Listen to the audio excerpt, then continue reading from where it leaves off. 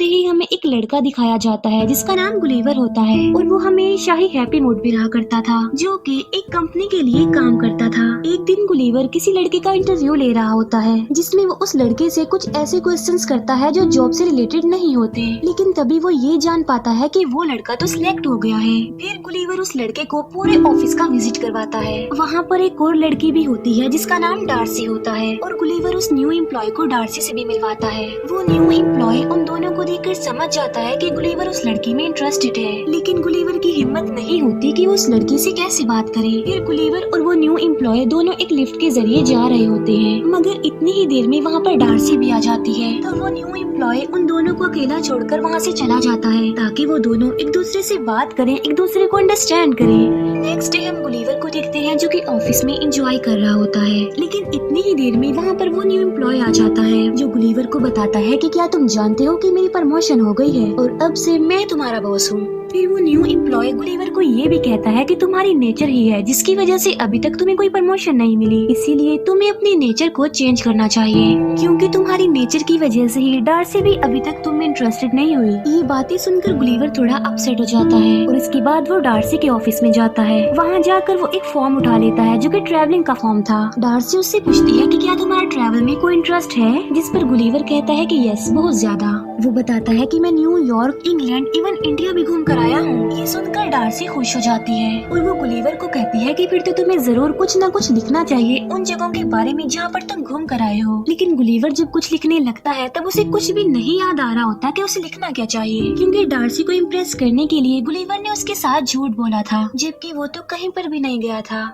लेकिन तभी वो अलग अलग पैराग्राफ, अलग अलग आर्टिकल से अपना एक आर्टिकल बनाता है, जिसे देखकर डार्सी काफी खुश होती है और वो उससे काफी इम्प्रेस भी हो जाती है। डार्सी उससे कहती है कि फिर तो तुम्हें बरमूडा ट्रायंगल पर जाकर जरूर कुछ न कुछ लिखना चाहिए। फिर नेक्स्ट डे गुलीवर बरमूडा के लिए निकल पड़ता है, जहाँ पर बोट का कैप्टन उसे बोट तक ले जाता है और उसे बोट चलाने की सारी इंस्ट्रक्शंस देता है कि आपने सिर्फ रेड निशान को फॉलो करते हुए आगे बढ़ना है और फिर तुम बरमूडा ट्रायंगल पर पहुँच जाओगे, और जब तुमने वापिस आना हो तो इस बटन को बैग घुमा देना। जिस पर गुलीवर कहता है कि ये काम मेरे लिए कोई बड़ी बात नहीं है, मैं तो देखना इसे कितनी आसानी से कर दूंगा। इसके बाद गुलीवर बरमूडा ट्रायंगल के लिए निकल जाता है, लेकिन रास्ते में ही उसकी आंख लग जाती है, उसे नींद आ जाती है। लेकिन तभी उसकी बोट एक समुद्री तूफान में फंस जाती है और जब उसकी आंख खुलती है तो जो कुछ भी वो वहाँ पर देखता है वो देखकर वो काफी शॉक्ड रह जाता है, क्योंकि बहुत से लोग उसकी बॉडी उसके चेस्ट पर खड़े हुए थे और उन लोगों ने गुलीवर को रस्सियों से बांधा हुआ था, और जो लोग उसके ऊपर चढ़े हुए हैं वो बहुत ही छोटे छोटे लोग हैं जिन्हें बोने लोग भी कहा जाता है। उन छोटे लोगों ने गुलीवर के ऊपर लकड़ी का एक ब्रिज भी बना रखा था और वो छोटे लोग गुलीवर को एक जॉइंट समझ रहे थे जो उन लोगों को मार देगा, उन्हें खा लेगा। वहाँ पर उन छोटे छोटे लोगों की एक पूरी आर्मी थी, वहीं पर उन छोटे लोगों की आर्मी का एक जनरल भी था। लेकिन तभी गुलीवर खुद को आजाद करने के लिए खड़ा होने की कोशिश करता है, लेकिन वो छोटे लोग उसे फिर से खींचने लगते हैं और तभी गुलीवर फिर से गिर जाता है और एक छोटा सोल्जर गुलीवर के नीचे आकर दब जाता है। फिर वो छोटे सोल्जर्स गुलीवर को खींचकर अपनी किंग के पास ले जा रहे होते हैं। गुलीवर उनके किंग को कहता है कि ना तो मैं कोई जायंट हूँ और ना मैं कोई डीमन हूँ, बल्कि मैं एक नॉर्मल इंसान हूँ, और मुझे बताओ कि ये जगह कौन सी है, क्योंकि गुलीवर को अभी तक ऐसा लग रहा था कि जैसे उसके साथ कोई प्रैंक कर रहा हो। फिर वो छोटे सोल्जर्स गुलीवर को एक जगह पर कैद कर देते हैं। वहीं पर गुलीवर को एक और प्रिजनर भी मिलता है और इस प्रिजनर का नाम होरेशियो होता है, लेकिन होरेशियो गुलीवर जैसा नहीं था, बल्कि वो इन लोगों जैसा छोटा ही था। गुलीवर होरेशियो से पूछता है कि तुम यहाँ पर क्यों हो, जिस पर होरेशियो कहता है कि मैं प्रिंसेस से बहुत प्यार करता हूँ, इसीलिए प्रिंसेस के फियांसे यानी जनरल ने मुझे यहाँ पर लाकर प्रिजनर बना दिया है। और इतनी ही देर में वहाँ पर जनरल आ जाता है। गुलीवर उस जनरल को देखकर कहता है कि तुम एक बेवकूफ इंसान हो, जिस पर वो जनरल उससे पूछता है कि बेवकूफ का मतलब क्या होता है, जिस पर गुलीवर कहता है कि बेवकूफ का मतलब होता है सबसे बहादुर आदमी। इसके बाद वो जनरल खुद को बेवकूफ कहकर बुलाने लगता है। फिर एक दिन वो जनरल बैल की जगह गुलीवर को लगाता है और खुद उसकी सवारी करता है, लेकिन तभी उनकी किंगडम पर दुश्मन की किंगडम अटैक कर देती है और पूरे पैलेस में आग लगा दी जाती है, और तो और प्रिंसेस को भी किडनैप करने की कोशिश की जाती है। लेकिन तभी वहाँ पर गुलीवर आकर प्रिंसेस को बचा बचा लेता है, लेकिन पूरे पैलेस में अब आग लग चुकी थी और डर की वजह से लोग पैनिक कर जाते हैं, इधर उधर भागने लगते हैं और वहाँ पर लोगों की हलचल मच जाती है। तब गुलिवर उनसे कहता है कि सुनो, इसमें कोई टेंशन वाली बात नहीं है, आग मैं बुझा दूंगा। और फिर गुलिवर वहाँ पर लगी सारी आग बुझा देता है। इसी बीच वो जनरल भी भीग जाता है। जनरल को काफी गुस्सा आ जाता है और वो वहाँ से चला जाता है। ये देखकर किंग गुलिवर से काफी खुश हो जाता है और वो उसे खाने पर इनवाइट करता है, जिस पर गुलिवर कहता है कि मैं खाने के लिए तो आ जाऊंगा, लेकिन मेरी एक शर्त है और वो ये कि होरेशियो को आजाद किया जाए। तब किंग गुलिवर की बात मान लेता है और होरेशियो को आजाद कर दिया जाता है। फिर गुलिवर किंग और उन सारे लोगों के साथ खाना खा रहा होता है। तभी किंग गुलिवर से पूछता है कि क्या तुम रिवर से आए हो, जिस पर गुलिवर कहता है कि नहीं तो मैं तो न्यूयॉर्क से आया हूँ। और तभी वो सब लोग गुलिवर को न्यूयॉर्क का प्रेसिडेंट समझने लगते हैं। ये देखकर गुलिवर वहाँ पर बड़ी बड़ी बातें करने लगता है कि किस तरह मैंने न्यूयॉर्क के साथ साथ वहाँ पर रहने वाले लोगों को भी बचाया और अब मैं न्यूयॉर्क का सबसे इंटेलिजेंट और पावरफुल प्रेसिडेंट हूँ। तब किंग गुलिवर को कहता है कि बहुत जल्द हम लोग तुम्हारी वोट ढूंढ लेंगे। फिर किंग गुलिवर के लिए एक काफी बड़ा घर बनवाता है ताकि गुलिवर वहाँ पर आराम से जिंदगी गुजार सके। फिर हम देखते हैं कि गुलिवर और होरेशियो इस बारे में डिस्कस कर रहे होते हैं कि आखिर प्रिंसेस को इम्प्रेस कैसे किया जाए। फिर गुलिवर जैसे जैसे होरेशियो को बताता है, होरेशियो सारी उसकी बातों को फॉलो करता है। जहाँ पर गुलिवर होरेशियो से वो सारी बेवकूफियों वाली हरकतें करवाता है जो वो खुद नहीं करता रहता है, मगर इसके बावजूद भी प्रिंसेस होरेशियो से इम्प्रेस हो जाती है। उसी रात को वो जनरल गुलिवर की बोट ढूंढ लेता है, क्योंकि जनरल जल्द से जल्द गुलिवर को वहाँ से निकालना चाहता था। बोट में गुलिवर को अपना मोबाइल मिल जाता है, जिसमें डार्सी का वॉइस मैसेज आया होता है और गुलिवर उसे सुनने लगता है। मैसेज में डार्सी ने गुलिवर को कहा होता है कि मैं तुमसे मिलने के लिए वहाँ पर आ रही हूँ। फिर हम देखते हैं कि एक बार फिर से दुश्मन की किंगडम ने उनकी किंगडम पर अटैक कर दिया है। तभी होरेशियो गुलिवर को आकर बताता है कि हमारे किंग ने किंगडम का जनरल तुम्हें बना दिया है, इसीलिए अब तुम्हें ही हमारी किंगडम की हिफाजत करनी है। फिर गुलिवर दुश्मन की किंगडम से लड़ने के लिए उनके सामने आता है। वो उन्हें समझाने की काफी कोशिश करता है कि यहाँ से वापस लौट जाओ, लेकिन दुश्मन गुलिवर की बात नहीं सुनते और पत्थरों से उस पर अटैक करने लगते हैं, जिसका गुलिवर पर जरा भी असर नहीं होता। फिर गुलिवर उनकी बोट्स को खींचकर किनारे तक ले आता है। इस तरह गुलिवर उनकी किंगडम को बचा लेता है और अब वो जनरल गुलिवर से और ज्यादा जेलस होने लग गया था। फिर गुलिवर और बाकी लोग अपनी जीत को सेलिब्रेट कर रहे होते हैं। वहाँ पर गुलिवर को एक हीरो बना दिया जाता है और तो और उसे बहुत सारी सर्विसेज भी प्रोवाइड की जाती हैं। प्रिंसेस जनरल से अपनी एंगेजमेंट तोड़ देती है, जिसकी वजह से जनरल को काफी गुस्सा आ जाता है और वो दुश्मनों के किंग के पास चला जाता है। जनरल ने गुलिवर की बोर्ड से वो मैगजीन चुरा ली थी जिसमें रोबोट बनने का सारा मेथड लिखा हुआ था। तब वो जनरल रोबोट बनकर गुलिवर के सामने आ जाता है। गुलिवर जब उस रोबोट को देखता है तो वो काफी डर जाता है और रोबोट उसे हवा में उछालकर फेंकने लगता है और सबको गुलिवर की रियलिटी पता चल जाती है और वो सबको बताता है कि मैंने जो कुछ भी कहा, जो जो बड़ी बड़ी बातें की, वो सारी झूठ थी। फिर वो जनरल गुस्से में आकर गुलिवर को बांध कर कहीं पर भेज देता है। गुलिवर एक जगह पर पहुंचता है जहां पर उसे लगता है कि अब वो अपने जैसे लोगों के बीच में आ गया है, मगर इस बार तो वो अपोजिट जगह पर आ गया था। पहले जहां पर वो छोटे लोगों में चला गया था और अब अपने से कई गुना बड़े लोगों में आ गया था, जहाँ पर एक बच्चे ने गुलिवर को खेलने वाले डॉल बना लिया था। और तभी गुलिवर वहाँ पर होरेशियो से मिलता है। होरेशियो उसे बताता है कि हमारे एरिया में डार्सी तुमसे मिलने आई है, लेकिन जनरल ने उसके साथ साथ किंग को भी प्रिजनर बना लिया है और अब तुम ही हो जो उनकी हेल्प कर सकते हो और उन्हें छुड़ा सकते हो। और तब रात को ही गुलिवर डार्सी और किंग के पास पहुंच जाता है। अगले दिन गुलिवर और उस रोबोट के बीच में फाइट होती है और यहाँ पर रोबोट गुलिवर पर भारी पड़ता है क्योंकि वो गुलिवर को काफी मारता है, लेकिन होरेशियो रोबोट के कुछ वायर्स को काट देता है। तब मौका मिलते ही गुलिवर उस रोबोट को मार डालता है और इस तरह से वो लोग जीत जाते हैं। इसके बाद किंग होरेशियो और प्रिंसेस की शादी के लिए भी एग्री हो जाते हैं और डार्सी भी गुलिवर की गलतियों पर उसे माफ कर देती है। लेकिन तभी वहाँ पर वो जनरल आकर प्रिंसेस को पकड़ लेता है, लेकिन तभी प्रिंसेस खुद को छुड़ाती है और वो जनरल को पंच मारती है, जिससे जनरल प्रिंसेस को छोड़ देता है। फिर डार्सी गुलिवर के पास जाती है और यहीं पर ये मूवी एंड हो जाती है। और अब मैं एक्सप्लेन करूंगी 8 बॉय मूवी को। मूवी के स्टार्ट होते ही हमें एक बच्चा दिखाया जाता है जिसका नाम पेल नॉर्मन होता है और वो ऑलमोस्ट 12 साल का होता है। पेल का स्कूल में कोई भी फ्रेंड नहीं होता। क्लास खत्म होने के बाद पेल स्कूल के टेरेस पर जाकर बैठ जाता है। वो वहाँ पर बैठा एप्पल खा रहा होता है, लेकिन तभी पेल की नजर अपने एक फ्रेंड पर पड़ती है जिसे 2 लड़के परेशान कर रहे थे। तभी पेल उस एप्पल को ही उन लड़कों पर फेंक देता है और ऐसा करते ही वो फौरन चुप जाता है। लेकिन वो दोनों शरारती लड़के पेल को देख लेते हैं। फिर वो दोनों उसके दोस्त को छोड़कर पेल के पीछे पड़ जाते हैं। तो वो खुद को छुपाने के लिए एक घर के गार्डन में चला जाता है। उन दोनों शरारती बच्चों को पेल कहीं पर नजर नहीं आता, इसीलिए वो वहाँ से चले जाते हैं। इसके बाद पेल भी अपने घर के लिए चला जाता है। हम देखते हैं कि उसकी बॉडी पर एक आंच चढ़ गई है और वो आंच उसके गले पर पहुंचकर उसे काट लेती है और थोड़ी देर गुजर जाने के बाद वो बेहोश हो जाता है। लेकिन जैसे ही उसे होश आती है तो वो अपने घर के लिए निकल पड़ता है। पेल देखता है कि उसकी एक फ्रेंड है जिसका नाम अमेंडा है, जिसके फादर टीवी पर लाइव आ रहे हैं। इसके बाद पेल ब्रेकफास्ट करने लगता है, जहाँ उसके साथ कुछ अजीबोगरीब होने लगता है। वो मिल्क बॉक्स उठाता है, लेकिन जैसे उसे वापस रखने लगता है तो वो मिल्क बॉक्स उसके हाथ से चिपक जाता है और जब वो उसे दूसरे हाथ से हटाने की कोशिश करता है तो वो उसके दूसरे हाथ से चिपक जाता है। फिर वो उसे छुड़ाने के लिए अपने फादर को बोलता है, लेकिन फिर जैसे ही वो अपना जूस का गिलास उठाता है तो वो भी टूट जाता है।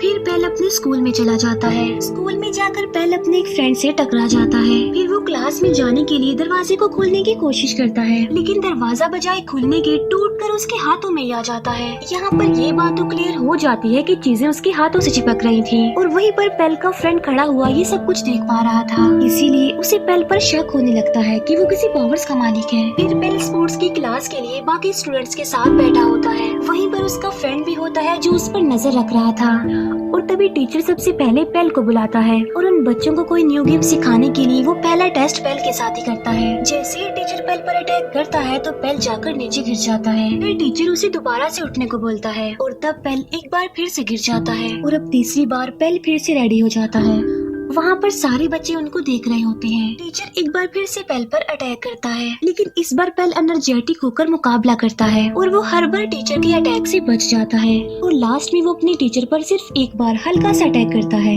जिससे उसका टीचर काफी दूर जाकर गिरता है। पेल को देखकर सारे काफी हैरान रह जाते हैं और ये देखकर पेल वहाँ से भाग जाता है। फिर वो अपने घर के लिए जा रहा होता है, जहाँ पर उसका फ्रेंड भी आ जाता है। पेल का फ्रेंड उससे क्वेश्चंस करता है उसकी पावर के बारे में, मगर पेल उसकी बातों पर ज्यादा ध्यान नहीं देता। तब पेल का फ्रेंड उसे सुपर हीरोज की एक कॉमिक बुक देता है। पेल उस कॉमिक्स बुक को पढ़ता है और साथ साथ सुपर हीरोज के ड्रीम भी देखता है। फिर पेल स्कूल जाते ही सबसे पहले अपने फ्रेंड के पास जाता है और वो अपने फ्रेंड को बताता है कि मुझे एक आंट ने काट लिया था और उसके बाद से ही मैं ऐसा हो गया हूँ, यानी मेरे साथ कुछ न कुछ अजीब हो रहा है। ये बात सुनकर पेल का फ्रेंड उसे अपने घर ले जाता है, जहाँ पर पेल को हर तरफ सुपर हीरोज के इक्विपमेंट्स मिलते हैं। इसके अलावा उसका घर काफी एडवांस था। पेल का फ्रेंड ये चेक करने की कोशिश करता है कि उसके पास किस किस्म की पावर है और वो अलग अलग तरह के एक्सपेरिमेंट्स करके ये सब कुछ चेक कर रहा था। जैसे कभी वो पेल से बुक बाइट करवाता है, कभी उसे हवा में फ्लाई करने की कोशिश करता है। इसके अलावा वो उसे सुपर हीरो का कॉस्ट्यूम भी पहनाता है ताकि वो बिल्कुल सुपर हीरो ही लगे। और काफी नाम सोचने के बाद फाइनली पेल अपने लिए आर्ट बॉय नाम सिलेक्ट कर लेता है। फिर हम देखते हैं कि एक चोर एक लेडी का पर्स चुरा कर भाग गया है। पेल उस चोर के पास जाता है और उस पर्स को वापस करने के लिए बोलता है। चोर उसे नॉर्मल बच्चा समझता है और उसे सीरियस नहीं लेता, इसीलिए वो पेल को डराने की कोशिश करता है और पेल पीछे पीछे होने लगता है। लेकिन तभी वो चोर देखता है कि ये बच्चा तो दीवार पर चढ़ रहा है और यहाँ पर पेल को अपनी एक और पावर का पता चल जाता है और पेल उस चोर को पकड़ लेता है और इतनी ही देर में वहाँ पर पुलिस भी आ जाती है और उस चोर को पकड़ लेती है। तब ये सारी बात पेल अपने फ्रेंड को भी बताता है और साथ साथ वो उसे ये भी बताता है कि मैं दीवार पर भी चढ़ पाया। लेकिन जब वो अपने फ्रेंड को प्रैक्टिकल करके दिखाता है तब उसे नहीं हो पाता। पेल को अपने पावर्स के साथ साथ अपने वीक पॉइंट का भी पता चल गया था और वो ये कि अगर वो ज्यादा देर तक मीठा नहीं खाएगा तो उसकी पावर्स कमजोर हो जाएगी। फिर पेल अपनी पावर्स का इस्तेमाल करते हुए लोगों की हेल्प करने लग गया और देखते ही देखते वो आर्ट बॉय के नाम से फेमस हो गया और बच्चे भी आर्ट बॉय को फॉलो करने लगे। बच्चे आर्ट बॉय के फैन हो गए और उस जैसा दिखने के लिए सेम उसके जैसा ही कॉस्ट्यूम पहनने लगे। फिर एक दिन पेल की फ्रेंड अमेंडा जब अपने रूम में होती है तब वहाँ पर एक आदमी आता है जिसने अजीब से कपड़े पहने होते हैं। वो आदमी अमेंडा को किडनैप करके ले जाता है। यहाँ पर हम इस आदमी का नाम जान पाते हैं और इसका नाम फ्ली होता है। फिर अगले दिन हम देखते हैं कि एक बच्चा स्कूल की छत से लटका हुआ है। जिसे देखकर आर्ट बॉय उसे बचाने के लिए जाता है। और जब आर्ट बॉय उसके पास पहुंचता है तो वो दिखता है कि ये कोई बच्चा नहीं बल्कि सिर्फ एक डॉल है जिसे वहाँ पर अमेंडा की सिस्टर ने रखा था आर्ट बॉय को वहाँ पर बुलाने के लिए, ताकि वो आर्ट बॉय की हेल्प लेकर अमेंडा को वापस ला सके। अमेंडा की सिस्टर आर्ट बॉय यानी बेल को बताती है कि कोई फ्ली नाम का आदमी मेरी सिस्टर अमेंडा को किडनैप करके ले गया है। वो आदमी काफी अजीब दिखता है और उसके कपड़े भी काफी अजीब थे और वो कोई नॉर्मल इंसान तो नहीं था क्योंकि वो उड़ पा रहा था। वो बताती है कि मेरे फादर एक वैक्सीन रिसर्च कंपनी में काम करते हैं। उस आदमी ने हमसे $20 मिलियन की डिमांड की है और साथ में ये भी कहा है कि मेरे फादर वहाँ से जॉब भी छोड़ दें। तब आर्ट बॉय अमेंडा को छुड़वाने के लिए रेडी हो जाता है, लेकिन जाने से पहले वो लोग पेल के फ्रेंड के घर पर आते हैं। अमेंडा की सिस्टर को वहाँ पर देखकर पेल का फ्रेंड उस पर गुस्सा करता है और उससे कहता है कि तुम्हें क्या जरूरत थी उसे यहाँ पर लाने की। फिर आर्ट बॉय अमेंडा को स्मेल करते हुए एक घर के पास पहुँच जाता है। उस जगह को देखकर पेल काफी हैरान रह जाता है क्योंकि ये वही जगह थी जहाँ पर उस आर्ट ने पेल को काट लिया था। इसके बाद आर्ट बॉय घर के अंदर चला जाता है। अंदर जाकर वो देखता है कि वहाँ पर बहुत सारे ग्लास बॉक्स पड़े हुए हैं जिनके अंदर बहुत सारे इंसेक्ट्स को कैद किया गया है। वहीं पर अमेंडा को भी एक ग्लास बॉक्स में कैद करके रखा गया था। आर्ट बॉय अमेंडा को वहाँ से निकालने का सोच ही रहा होता है कि तभी वहाँ पर फ्ली आ जाता है और फ्ली आर्ट बॉय को भी एक ग्लास बॉक्स में कैद कर देता है। और यहाँ पर फ्ली आर्ट बॉय को एक बात बताता है। वो बताता है कि अमेंडा के फादर की कंपनी में मैं एक एम्प्लॉय था जहाँ पर मैं एड्स पर रिसर्च करता था, लेकिन एक दिन फिर कंपनी ने मुझे बगैर कोई बात किए ही निकाल दिया और उसे इन्फॉर्म भी नहीं किया कि उसे क्यों निकाला जा रहा है। और इसी दौरान टेंशन लेने की वजह से मेरी मदर की भी डेथ हो गई। वो कहता है कि तभी के बाद से मैंने सोच लिया था कि मैं अमेंडा के फादर से बदला लूंगा क्योंकि अमेंडा के फादर ही उस कंपनी के ऑनर है। और तब से मैंने बहुत सारे इंसेक्ट्स पर भी एक्सपेरिमेंट्स करके अपनी पावर्स को बढ़ा लिया है ताकि मैं अपना रिवेंज ले सकूं। और जिस एंट ने तुम्हें काटा था वो मेरी ही एंट थी जिस पर मैंने अपना आखिरी एक्सपेरिमेंट किया था और उस एंट के काटने की वजह से आज तुम इन पावर्स के मालिक हो और ये हमारी आपस की लड़ाई है, इसीलिए तुम हमारे बीच में मत आओ क्योंकि यही तुम्हारे लिए बेहतर होगा। और ये लोग तुम्हें नहीं बल्कि तुम्हारी पावर्स को पसंद करते हैं, यानी ये लोग पेल को नहीं बल्कि आर्ट बॉय को पसंद करते हैं क्योंकि पेल एक कमजोर बच्चा है जबकि आर्ट बॉय पावर्स का मालिक है। ये बातें सुनकर पेल को अपना पास्ट याद आ जाता है और तब वो डिसाइड करता है कि वो आर्ट बॉय नहीं बल्कि पेल बनकर ही जिंदगी गुजारेगा। एक दिन पेल अपनी क्लास में होता है, वहाँ पर फ्ली आ जाता है जो पेल के फ्रेंड को पकड़ लेता है। तब उसे बचाने के लिए पेल फिर से आर्ट बॉय बन जाता है। अब क्योंकि पेल ने काफी देर से मीठा नहीं खाया था तो इसीलिए वो कमजोर हो गया था, यानी उसकी पावर्स अब काम नहीं कर रही थी। फिर फ्ली पेल के फ्रेंड को लेकर उसके सामने आ जाता है, लेकिन जैसे ही पेल एक ड्रिंक पीता है तो उसकी पावर्स वापस आ जाती हैं। लेकिन तब तक फ्ली पेल के फ्रेंड को लेकर जा चुका था। तब आर्ट बॉय अपने फ्रेंड का मिरर इस्तेमाल करते हुए एक जंगल तक पहुंच जाता है जहां पर उसे अपना फ्रेंड एक ट्री के साथ बंधा हुआ मिलता है। और जैसे ही आर्ट बॉय उन रस्सियों से अपने फ्रेंड को आजाद करता है तभी वहाँ पर फ्ली आ जाता है और आर्ट बॉय और फ्ली की लड़ाई हो जाती है। इसी दौरान पेल का फ्रेंड पुलिस को भी कॉल कर देता है। फिर वो लोग फ्ली के पीछे लगे एक पाइप को निकाल देते हैं जिससे खून बहने लगता है और फ्ली भी अब कमजोर होने लगता है, जहाँ पर आर्ट बॉय उसे बहुत ज्यादा मारता है और उसे उठाकर दूर फेंकता है। लेकिन फ्ली अब उठ नहीं पाता और तभी वहाँ पर पुलिस आ जाती है जो फ्ली को पकड़ लेती है और उसे अरेस्ट करके ले जाया जाता है। इसके बाद पेल डिसाइड करता है कि वो आर्ट बॉय बनकर ही रहेगा और लोगों की हेल्प करेगा। और इसके साथ ही आर्ट बॉय मूवी भी यहाँ पर एंड हो जाती है। Thank you for watching.